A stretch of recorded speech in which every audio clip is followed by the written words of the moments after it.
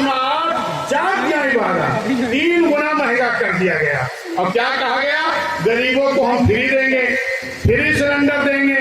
हमारे माई बहनी सोचे लगी कि सिलेंडर तो हमको फ्री मिल रहा है, एक भैया जी का सब्सिडी आ गया और दूसरे का नहीं आया।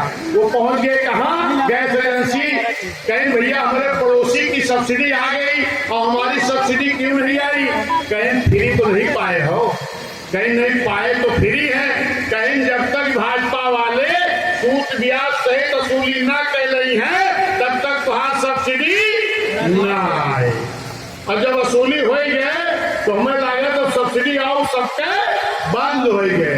अब गेहूं के आवक गाय 18 रुपया तो गेहूं के आवक गाय 36 रुपया और लगभग सबके बंद हो गए।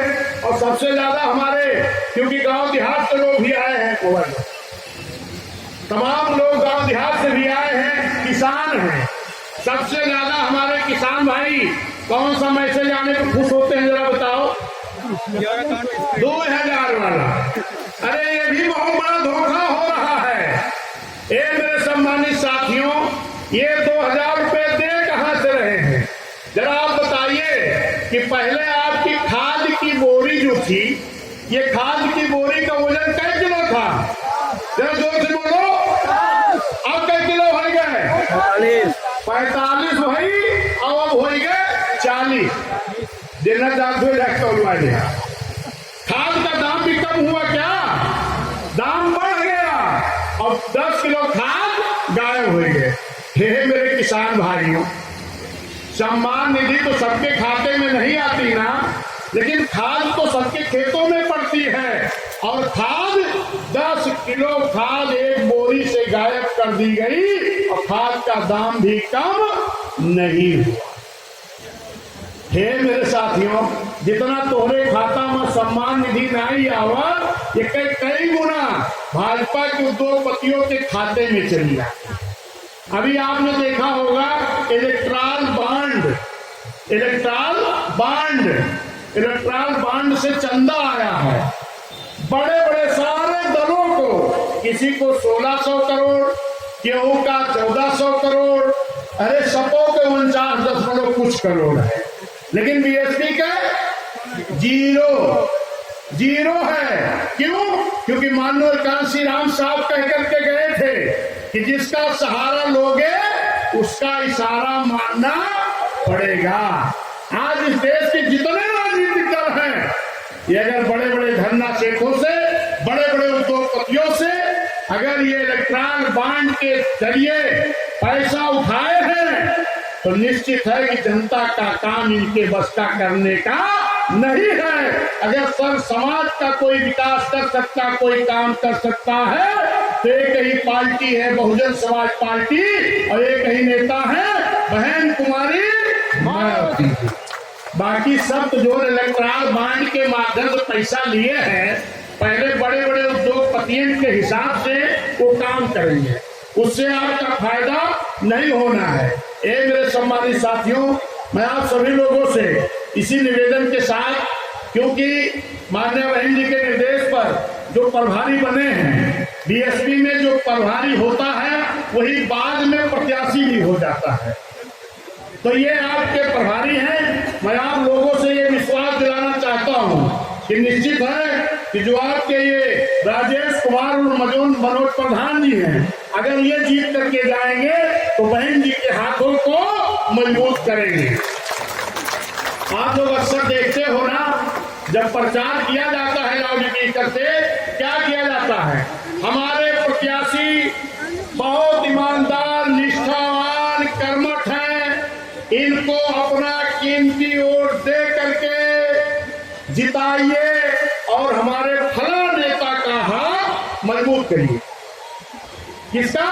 बड़े नेता का। लेकिन साथियों एक चीज जान लीजिए, क्या कहते हैं, कीमती वोट दे करके जिसका कहते हैं कीमती वोट, अमूल्य वोट, जिसकी कोई कीमत नहीं है। ये मेरे साथियों, इस वोट की कीमत हमें आपको नहीं लगानी चाहिए।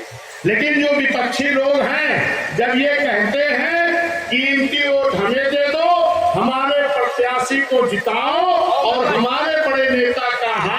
मजबूत करो। निश्चित जान लो, अगर गलत जगह वोट पड़ गया और दूसरे दलों के नेताओं का हाथ आपने मजबूत किया तो निश्चित जान ला कि हमें आपका अपन पीठ मजबूत करेगा बढ़ जाएगा। लेकिन अगर भाई हमारे राजेश कुमार उर्फ मनोज जी को जिता करके भेजोगे तो किसका हाथ मजबूत होगा? बहन जी का। जौने दिन इनको जिता के भेजेंगे बहन जी का हाथ मजबूत हो जाएगा, तब आप विपक्षियों से भी कह सकते हो कि राजेश जी जीत गए हैं, बहन जी का हाथ मजबूत हो गया है, अब आप अपनी पीठ मजबूत करो। वरना कितना अत्याचार हो रहा है, किस तरीके शोषण हो रहा है, किस तरीके लूटा जा रहा है, इस पे न्याय नहीं मिलने वाला है जब तक आप इस देश की हुकूमत अपने हाथ में नहीं दोगे।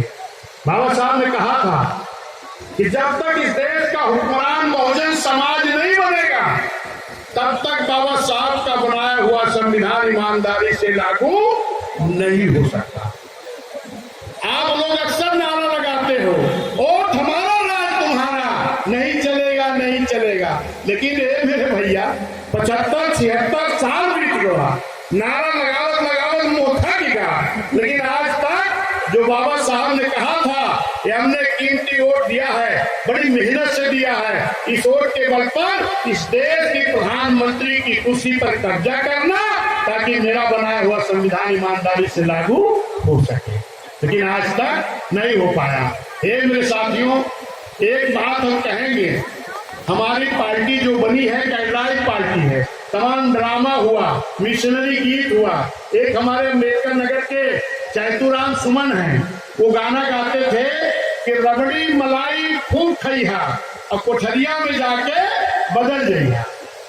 जहां मशीनियां रखी रहेगी पंचायत भवन पर, प्राइमरी स्कूल पर, उसके अंदर भी एक कपड़े की पर्दे की कोठरी बनाई जाती है, क्योंकि इलेक्ट्रॉल बांडवा जो सब लिए हैं ये तोहरे बिचवन लायक खर्च करी है, तो जवन भी खवावन पियावन खाए पीला, रबड़ी मलाई खूब खइहा और कोठरिया में जाके बदल जाइया।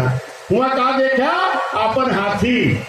जरा एक नारा मेरे साथ लगाइए सब लोग जोर से, जाति पे ना पाती पे बटन दबेगी हाथी पे, और जोर से, जाति पे ना पाती पे बटन दबेगी हाथी पे। बहुत बहुत धन्यवाद, बहुत बहुत आभार, क्योंकि हमारे नेता विधान परिषद माननीय एमएलसी साहब, हम लोगों के मंडल के प्रभारी, अभी जो कुछ बचा है